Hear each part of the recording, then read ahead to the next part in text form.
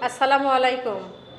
আমার নাম লাভলি ইয়াসমিন, মাটিডালি উচ্চ বিদ্যালয়, ষষ্ঠ শ্রেণী বাংলা ক্লাস নিচ্ছি।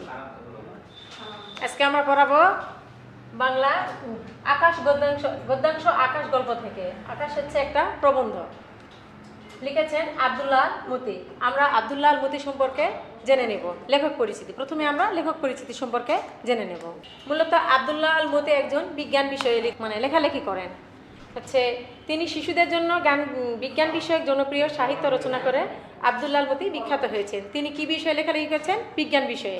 তিনি সিরাজগঞ্জ জেলার ফুলবাড়িয়াতে 1930 খ্রিস্টাব্দে জন্মগ্রহণ করেন। বিজ্ঞানের অনেক জটিল রহস্য অজানা দিককে তিনি আকর্ষণীয় সাবলীল ভাষায় তুলে ধরেছেন। শিশুরা যেন বুঝতে পারে বিজ্ঞান বিষয়ে সুন্দরভাবে সাবলীল ভাষায় তার নিজের ভাষায় তুলে ধরেছেন। ছোটদের জন্য তার লেখা বইগুলি হচ্ছে এসো, বিজ্ঞানের রাজ্যে, অবাক পৃথিবী, আবিষ্কারের নেশায়, রহস্যের শেষ নেই, জানা অজানার দেশে, সাগরের রহস্যপুরী, আই বৃষ্টি ঝেপে, ফুলের জন্য ভালোবাসা ইত্যাদি।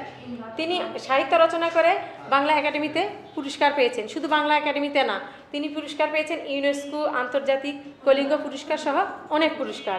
তিনি মৃত্যুবরণ করেন 1998 সালে ঢাকাতে।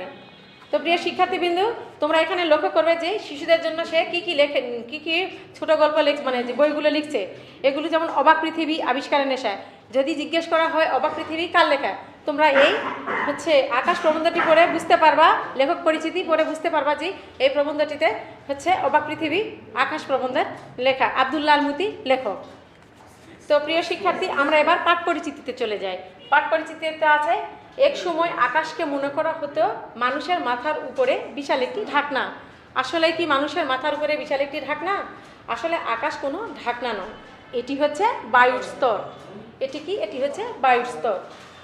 বাতাসে প্রায় 20টি বর্ণহীন গ্যাস মিশে আছে। বাতাসে প্রায় 20টি বর্ণহীন গ্যাস এখানে মিশে আছে।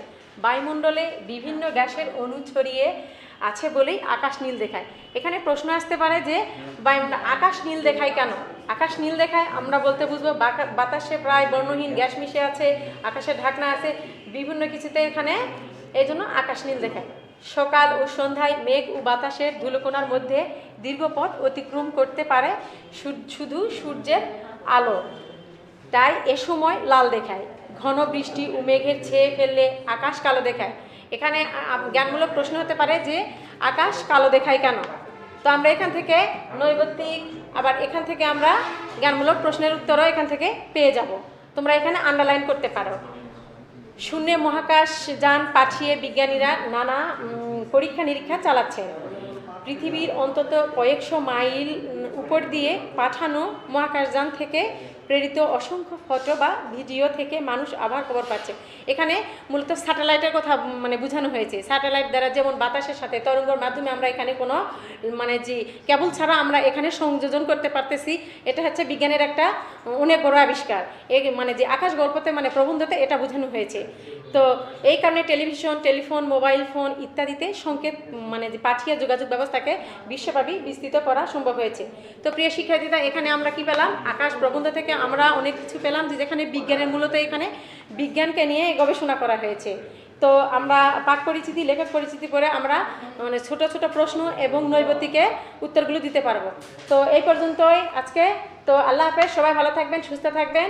আল্লাহ হাফেজ, পরের ক্লাসে আবার দেখা হবে।